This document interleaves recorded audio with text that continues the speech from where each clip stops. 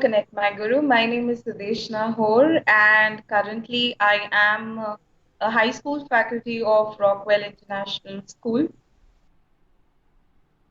Hello.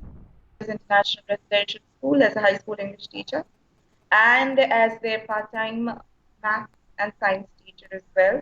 I come from a management background, and I was a banker before. Now I am a full-time teacher. So the topic that I'm going to take up today is one of my chapters, very interesting chapters of high school English. And then I'll be taking up a small part of physics, which I find very interesting. And students find it very difficult though. So the chapter that I'm going to summarize today is one of the very interesting yet very easy poems of grade 9, which is called The Song of the Rain, and it was written by Khalil Gibran.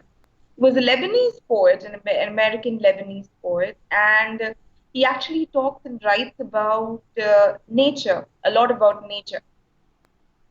He tries to connect human emotions with nature, and his poem, The Song of the Rain, was no exception. He talks about the value of rain in each and everybody's life. He speaks about the connection of the various elements of nature. But the way I connected to the students is in the last stanza where he speaks about the memories of life. Everybody has a different memory of rain. Until and unless we create memories, probably we won't be able to relate much. That is a short, summary of the Song of the Rain written by Khalil Gibran. And the next one is a very small yet very confusing topic in physics, and that is lens. Light is one of the vast chapters in grade 10 in physics, and most importantly, students find it very difficult when they have to understand the various defects of eyes. You know, hypermetropia, myopia, which is long-sightedness, which is short-sightedness.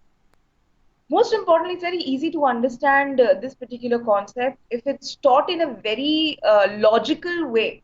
I think the three most important defects of eyes is myopia, hypermetropia, presbyopia, which is there in class 10 syllabus. These three important defects.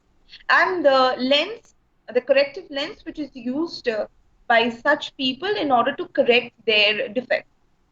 The first one being myopia, which is also called short-sightedness, and generally students try to confuse between short-sightedness and long-sightedness just because. Let's take up myopia as an example.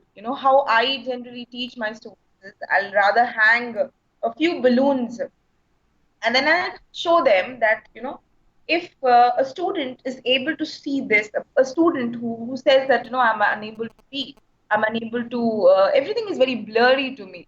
And at a very young age, of the studying age, what we have is myopia.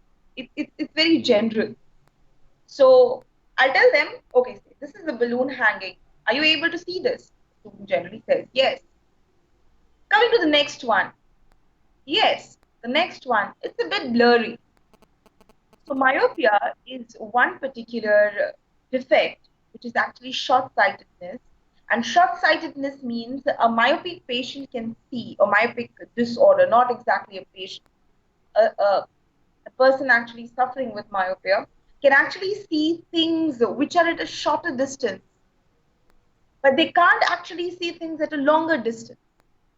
So the balloons at a shorter distance is pretty much visible to them, whereas the balloons at a quite, longer distance is not really visible to them. Coming back to hypermetropia, it's just the opposite. The longer distances are clear, whereas the shorter distances aren't clear. So for that, we use a corrective lens which actually contracts their vision.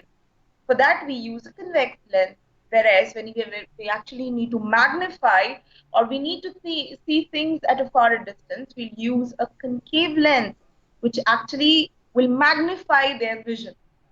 Coming to the last, but the most, not that important in perspective to or in respect to what we learned right now, is presbyopia, which actually uses bifocal lens and